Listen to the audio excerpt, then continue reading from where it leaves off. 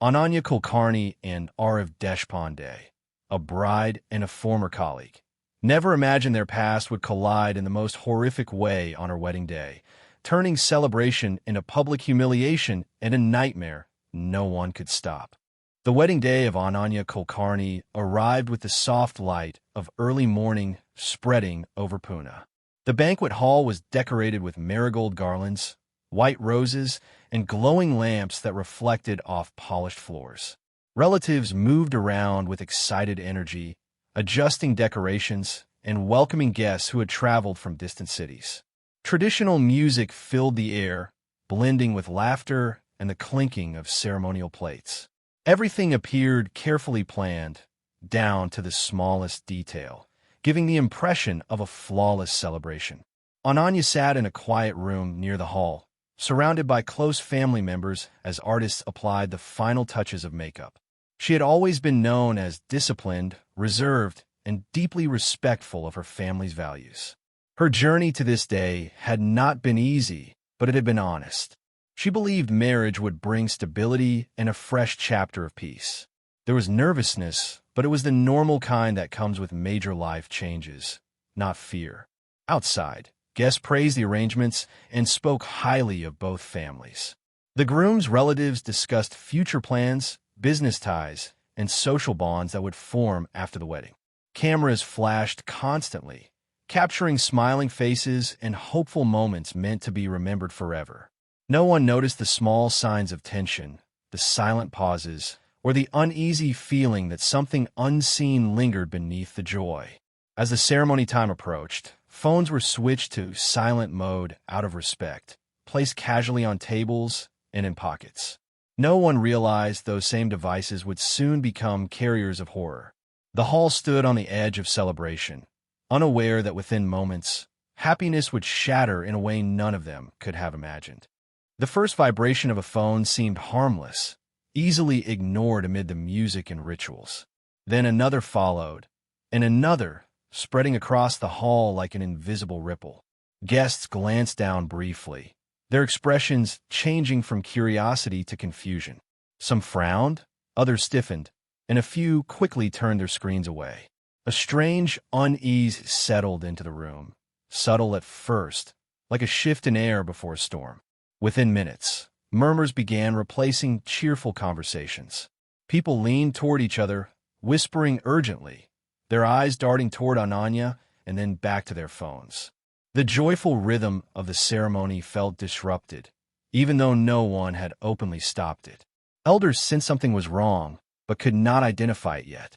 The photographers noticed reactions growing tense and started capturing fewer smiles. The video spread rapidly through private messaging groups, moving faster than any attempt to control it. Those who opened it felt shock mixed with disbelief. The clip was explicit, personal, and cruelly out of place in a sacred moment. It carried Ananya's name, making the accusation unavoidable. Some guests refused to believe it, while others accepted it instantly, allowing judgment to replace compassion. Ananya remained unaware for several minutes, standing at the center of rituals meant to mark trust and unity. Her family noticed the sudden change in behavior around them, but assumed it was a minor disagreement. Meanwhile, the groom's relatives gathered slightly apart, their faces hardened by anger and suspicion. The joy that once filled the hall drained quickly, replaced by silence heavy with shame and confusion. By the time Ananya was finally told something terrible was circulating, the damage was already done. The ceremony no longer felt like a beginning. It felt like the opening scene of a nightmare that had been carefully planned to unfold at the worst possible moment. The moment the truth reached Ananya, her world seemed to tilt without warning.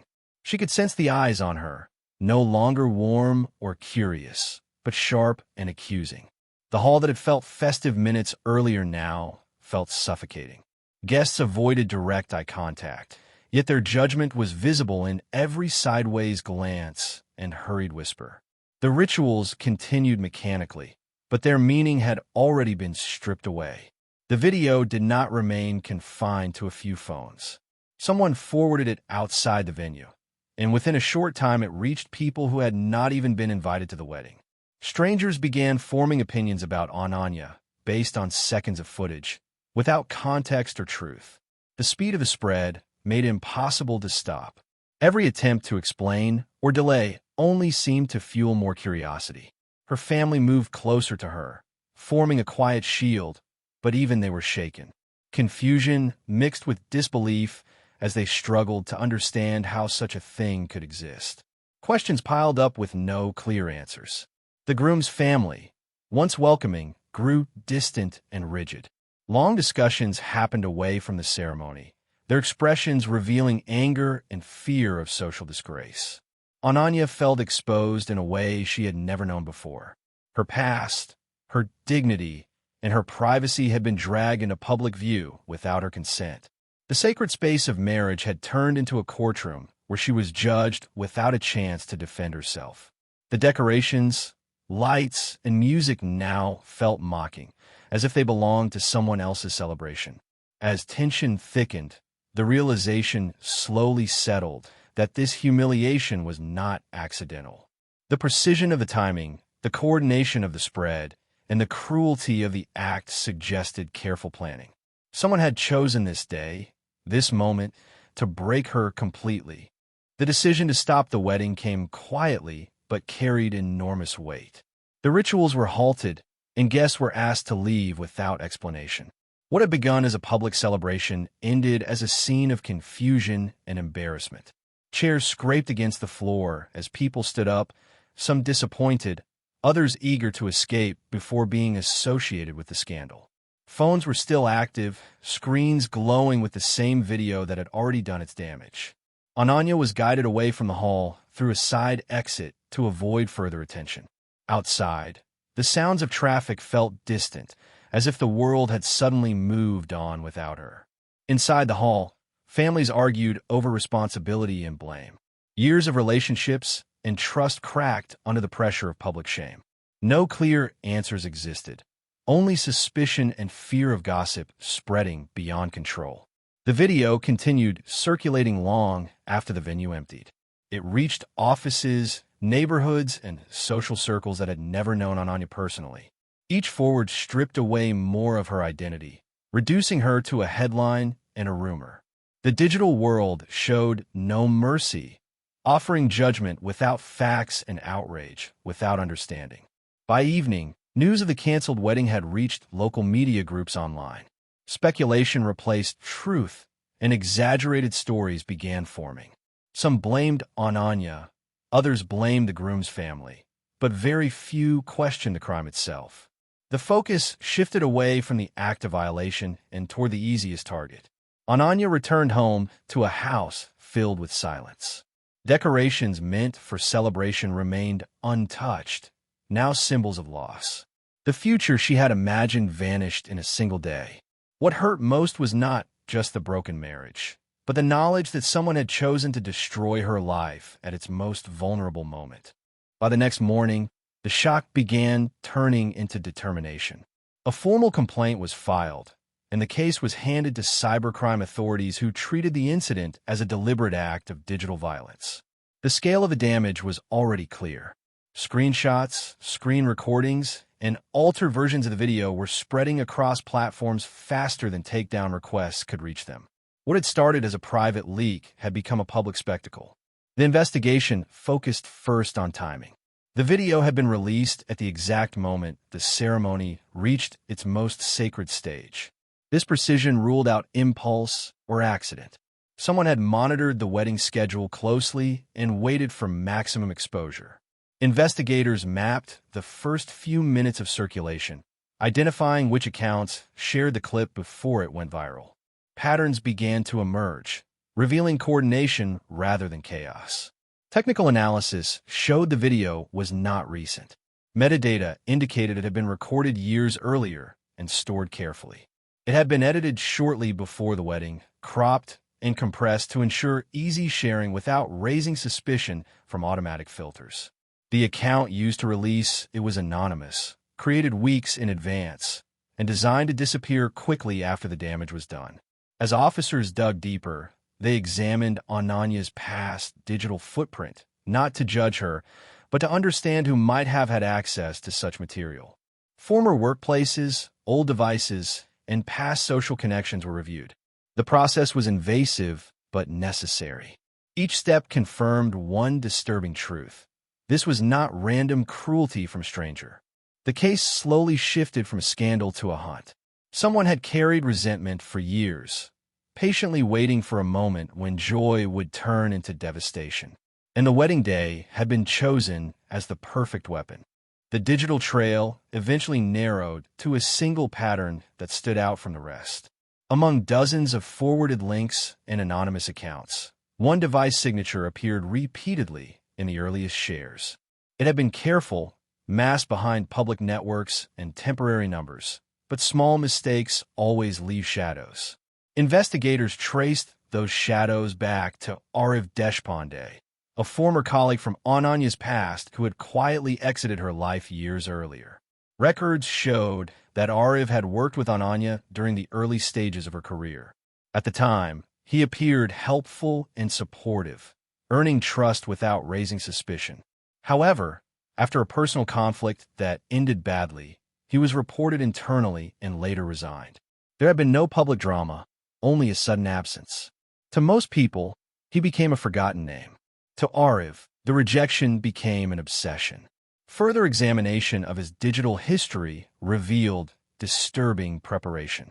He had followed Ananya's life from a distance, tracking career updates and family milestones through social media. When her engagement was announced, his online activity spiked. He searched extensively for ways to bypass content detection systems and studied viral spread patterns. The leak was not emotional or impulsive. It was calculated. Investigators recovered deleted files from a seized laptop that confirmed long-term planning. Edited clips were saved under misleading labels, stored alongside reminders and calendar notes tied to the wedding date.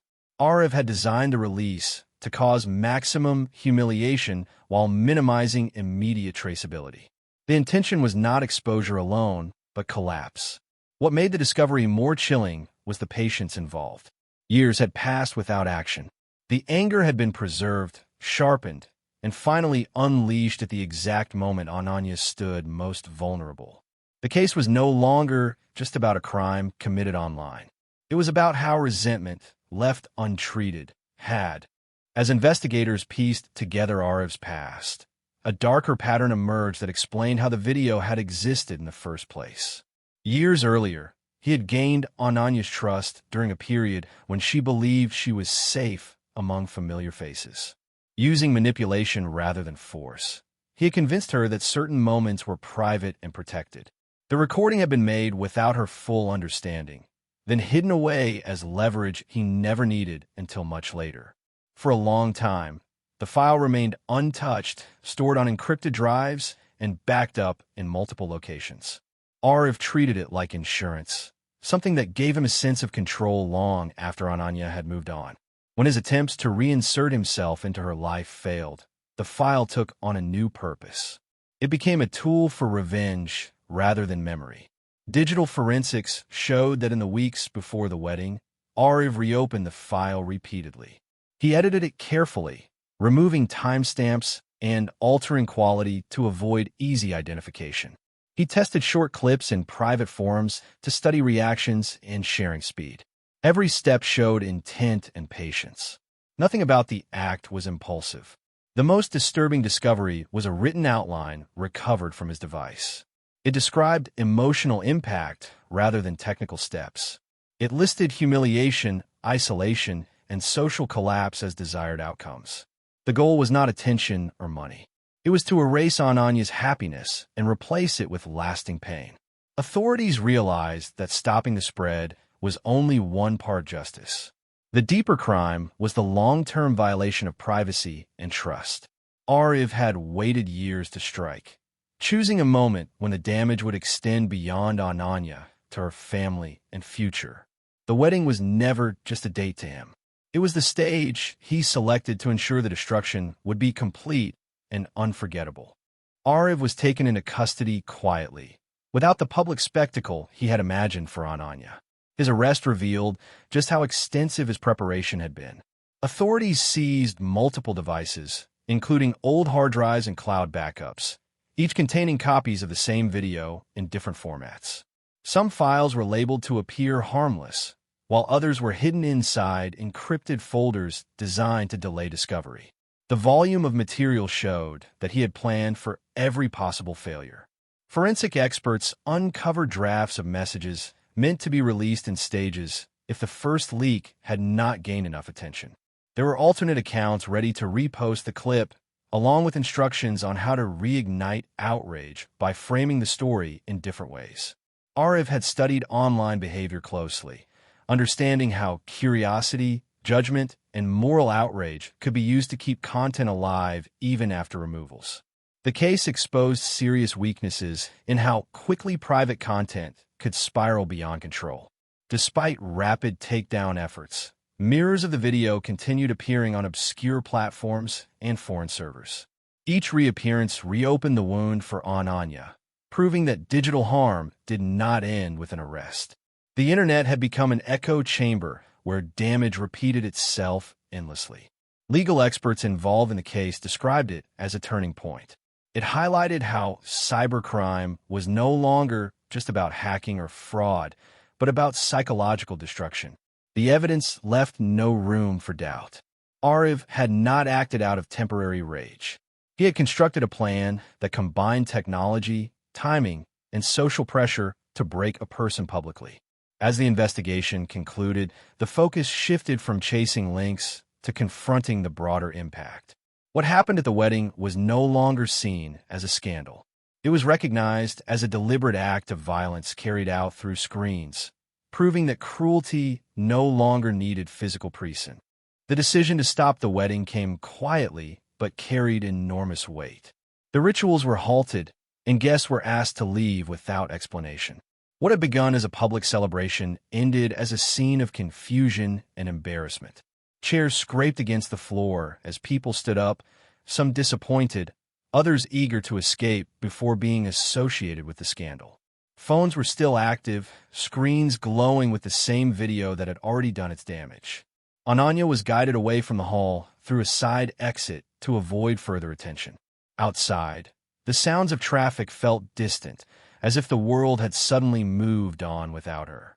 Inside the hall, families argued over responsibility and blame. Years of relationships and trust cracked under the pressure of public shame. No clear answers existed, only suspicion and fear of gossip spreading beyond control. The video continued circulating long after the venue emptied.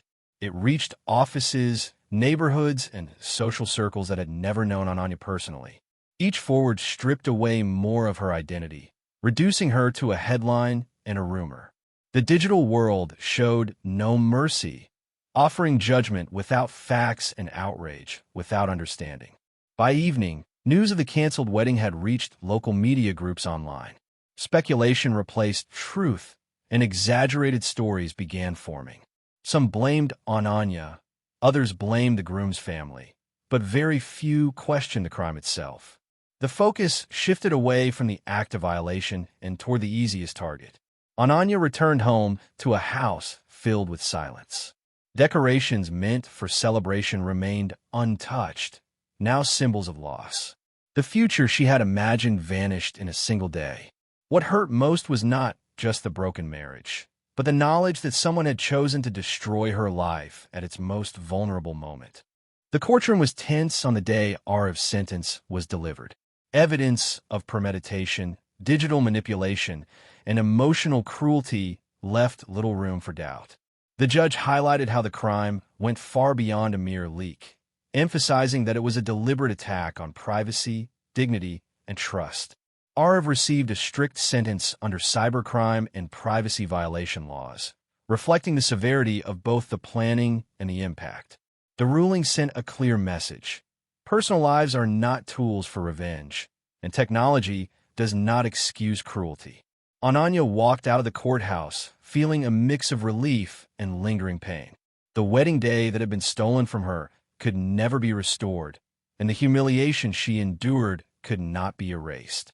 Yet for the first time, there was closure proof that justice could reach beyond digital chaos to hold perpetrators accountable.